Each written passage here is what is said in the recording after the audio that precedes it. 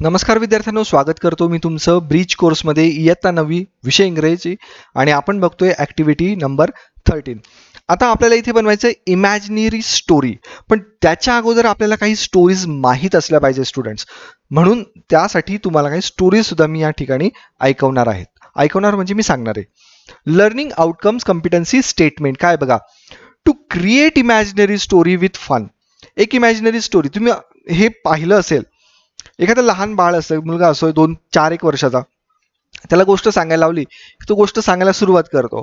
त्या गोष्टीला ना हात असता ना पाय असता, म्हणजे सुरुवात असते व्यवस्थित ना शेवट व्यवस्थित असतो, पण तो काहीतरी बोलत असतो, मग ती इमॅजिनरी स्टोरी झाली. तशी स्टोरी तुम्हाला इथे क्रिएट करायची आहे. To create imaginary story with fun, पण त्याला सुरुवात असली पाहिजे व्यवस्थित, त्याचे मिडल पार्ट व्यवस्थित असला पाहिजे आणि त्याचा शेवट पण व्यवस्थित असला पाहिजे, की जेणेकरून त्याच्यातनं काहीतरी मॉरल मिळेल. Learners able to develop story with new ideas. नवीन काहीतरी आयडिया तुम्ही म्हणजे नवीन कल्पना तुम्ही सांगा. With linking ideas properly. वेगवेगळ्या आयडिया एकमेकांना लिंक करा.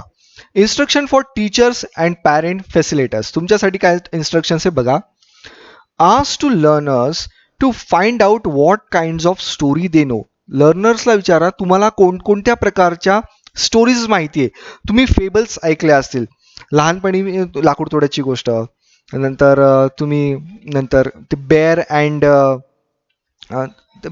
2 फ्रेंड्स त्यांची गोष्ट ऐकली असेल, किंवा कंट्री माऊस सिटी माऊस ही स्टोरी ऐकली असेल. अशा बऱ्याचशा गोष्टी तुम्ही ऐकल्या असतील.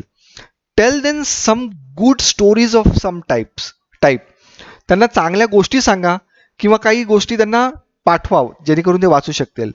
Use the gesture while telling the story. Story सांगताना थोडीशी ऍक्ट करा, म्हणजे तुमच्या हावभावातून ती स्टोरी कळली पाहिजे स्टुडंट्सला. Whenever needed use mother tongue. जेव्हा गरज पडेल त्याच वेळेस मदर टंगचा वापर करा, शक्यतो नकोच इंग्रजीमधनंच त्यांना स्टोरी सांगा, कारण की बऱ्याचशा स्टोरी या स्टुडंट्सला माहीत आहेत. Okay, now instruction for students तुमच्यासाठी काय इन्स्ट्रक्शन्स आहे बघा. Learners try to imagine simple stories. छोट्या छोट्या गोष्टी तुम्ही इमॅजिन करा, त्याची कल्पना करा. To write in the beginning. पहिल्यांदा सुरुवातीला त्या छोट्या छोट्या गोष्टी तुम्ही बघा. To begin with ask learners to use simple ideas and write stories. छोट्या छोट्या गोष्टी तुम्ही सुरुवात करा, छोट्या छोट्या आयडियाचा वापर करा आणि तुम्हाला त्याच्यामुळं स्टोरी लिहिता येईल. Learners consider visualisation about story which they create in their mind. एखादी गोष्ट ते त्यांच्या मनामध्ये व्हिज्युअलाइज करा, म्हणजे त्याचं चित्रीकरण तुमच्या मनामध्ये करा आणि मग ती तुम्ही क्रिएट करण्याचा प्रयत्न करा, म्हणजे जेणेकरून तुमच्या मनामध्ये ती स्टोरी चांगली क्रिएट होईल. Learners try to expand the keyword to complete the story. याच्या अगोदरची जशी आपण ॲक्टिव्हिटी पाहिली होती, कीवर्ड होते स्टोरीमधले, मेन कीवर्ड होते, त्या कीवर्ड पासून तुम्हाला स्टोरी क्रिएट करायची होती. तर असे काही कीवर्ड तुम्ही लिहून ठेवा की ज्यामुळे तुम्हाला ती स्टोरी डेव्हलप करता येईल. लर्निंग ॲक्टिव्हिटीमध्ये बघा काय करायचं आहे. The old man and his 4 sons. एक म्हातारा माणूस आणि त्याचे 4 मुलं. ही स्टोरी माझ्या मते सर्वांनी ऐकलेली असेल. मी तुम्हाला परत एकदा ती वाचून दाखवतो म्हणजे तुम्हाला ती कळेल. The teacher facilitator put up the keyword. आता कीवर्ड तुम्हाला सांगायला लावले याच्यासाठी, बट ॲक्च्युली मी तुम्हाला ती पूर्ण स्टोरी सांगेल. Okay, to complete the story by getting their response. त्याच्यामुळे तुम्हाला ती स्टोरी कंप्लीट करता येईल. त्याच्यातले कीवर्ड आपण बघू आणि त्याच्यावरून तुम्हाला ती स्टोरी कंप्लीट करता येईल. पण या ठिकाणी मी स्टोरी तुम्हाला पूर्ण सांगेल. या ठिकाणी मी तुम्हाला 3 स्टोरी सांगेल आणि त्याच्यानंतर 3 स्टोरी तुम्ही स्वतः डेव्हलप करा कीवर्डचा वापर करून. What you know from this kind of activity. या ॲक्टिव्हिटीवरनं तुम्हाला काय कळेल, तर कीवर्ड्स काय असतात ते कळेल.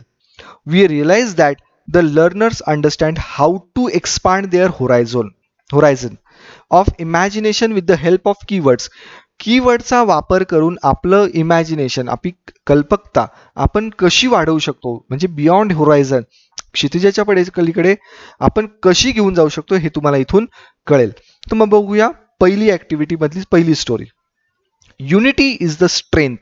हे एक झालं पहिलं कीवर्ड तुमच्यासाठी. Okay, once there was an old man. Second keyword. He had 4 sons. They always quarrelled. आता मी हात वर केला म्हणजे तो कीवर्ड आहे असं समजून घ्या. They always quarrelled with one another.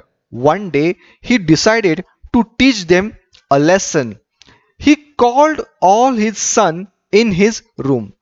As they come and sat in his room, he said to them, "Today I am going to teach you a very important lesson of life.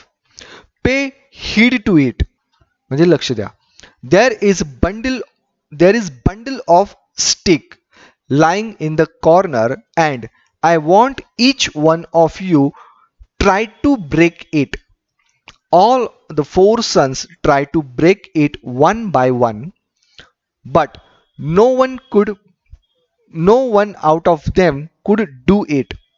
After all the sons had tried their best and given up, he asked his eldest son, "Now open the bundle and separate the sticks and try to break them." Quite easily, each of the four sons broke the sticks easily. The old man said, "Do you see the sticks are bound together? Nobody could break them. However, when they were separated, each stick could be easily broken. Similarly, if you remain united like the bundle, no one will be able to break you. But if you fight and live separately, you will be easily broken." The son understood the lesson. They decided never to fight with one another. They had learned that unity is strength. आता ही story तुम्हाला मी वाचून दाखवली, मी सांगितली नाही actually, ही वाचून दाखवली कारण की मला तुम्हाला याच्यातले की पॉइंट्स सांगायचे होते, कीवर्ड्स सांगायचे होते. हे कीवर्ड्स घेऊन तुम्ही तुमच्या मित्राला सांगा की ही स्टोरी तू डेव्हलप करून दाखव. Got it? आता पुढची ऍक्टिव्हिटी बघू आपण, त्याच्यात काय आहे. सॉल्ड ऍक्टिव्हिटीमध्ये बघा, teacher facilitators also narrate some similar story. याच्यासारख्याच काही सोप्या स्टोरीज तुम्हाला ते सांगतील. फॉर बेटर अंडरस्टँडिंग, अजून चांगलं समजून घेण्यासाठी, on the part of learners, विद्यार्थी तुमच्यासाठी दोन स्टोरी मी अजून घेऊन येतो. या the thirsty crow, the camel and the fox. आता कॅमल अँड द फॉक्स नाही, द कॅमल अँड जॅकल ही स्टोरी आहे. ओके, आपण वाचूया दोन्ही story. Again the thirsty crow ही स्टोरी वाचतो मी तुम्हाला.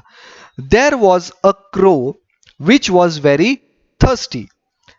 He searched for water everywhere. At last, he saw a water pot near a well. हा पॉइंट आहे महत्वाचा. He looked inside the pot. There was very little water in the pot. The crow saw some stones nearby. He thought of a plan. He picked up some stones, put them one by one into the pot. The water level in the pot came up. The crow drank the water. The crow drank the water and flew away happily. Understood? ही एक story तुम्हाला सांगितली आहे. आणि एक दुसरी story आहे, the camel and the fox. Okay, आता ही स्टोरी बघूया आपण. Once there lived a camel and a jackal. They were good friends. They lived near a river. One day, the jackal came to know that there was a field of ripe melons across the river. His mouth watered. पूर्ण sentence, his mouth watered. But he could not cross the river. He went to camel and told him about the melons. The camel was also tempted to eat melons. He carried the camel on his back and crossed the river. Both of them reached the field. They started eating the melons. The jackal started howling loudly. Jackal ओरडायला लागला. Howling loudly म्हणजे जोरात ओरडणे. The owner of the field came running and start beating the camel. When the owner went away, the camel asked Jackal why he howled. The jackal replied, "It's my habit to haul after heavy meal." Both of them returned to the river. आता river कडे पुन्हा आले. The jackal jumped on the back of the camel. When they were on the middle of the river, the camel began to roll in the water. The jackal said, "Why are you rolling in the water?" The camel replied, "It's my habit to roll in the water. After heavy meal, the jackal could hardly save himself." कळतंय तुम्हाला? या तीन stories मी तुमच्या समोर सादर केलेल्या आहे, वाचून दाखवलेल्या आहे एक्झॅक्टली. आता याच्यावर आधारित हे इम्पॉर्टंट पॉइंट्स जे होते, तुम्हाला कीवर्ड्स जे होते ते तुम्हाला लिहून घ्यायचे होते. ते तुम्ही लिहिले असतील असं मी कन्सिडर करतो. ओके, प्रॅक्टिससाठी काय करायचं, टीचर्स तुम्ही यांना काही स्टोरीज सेंड करा अजून याच्या व्यतिरिक्त, आणि स्टुडंट्स त्या स्टोरीज तुम्ही वाचण्याचा प्रयत्न करा. त्याच्यातलं कीवर्ड्स तुम्ही शोधा. एक 4-5 स्टोरीज तुम्ही स्वतः तयार केल्या तर त्याच्यानंतर नवीन स्टोरी कशी क्रिएट करायची याच्यावर तुम्हाला थोडीशी आयडिया येईल. समजतंय? Extension activity, parallel activity, reinforcement काय आहे बघा. Teacher tries to put up such kind of story pattern, जसं तुम्हाला मी सांगितलंच. इव्हॅल्युएशन काय आलं इथं मग आपलं, learners are able to use keywords to compose story. Story जर कंपोज करायची असेल, बनवायची असेल, तर तुम्हाला काही कीवर्ड्स इथे वापरावे लागतात. Learners able to link ideas subsequently. लर्नर्सला स्वतःच्या आयडिया इथे यूज करता येतात. आता my takeaway today island काय शिकलो रे आपण. Learners understood that with help of कीवर्डचा वापर करून they can easily expand their imagination. त्यांचं जे इमॅजिनेशन आहे ते इथे एक्सपांड करू शकता अँड कम्प्लीट स्टोरी, आणि त्याच्यावरनं ते एक स्टोरी तयार करू शकता. Understood? Learners know that non verbal to verbal ways to complete the story. लर्नर्सला हे सुद्धा माहिती आहे की नॉन वर्बल आणि वर्बल वे हे एकमेकांमध्ये कसे को रिलेटेड आणि त्याच्यावरनं कशी स्टोरी आपण बनवू शकतो. समजतंय? Thanks for watching my videos.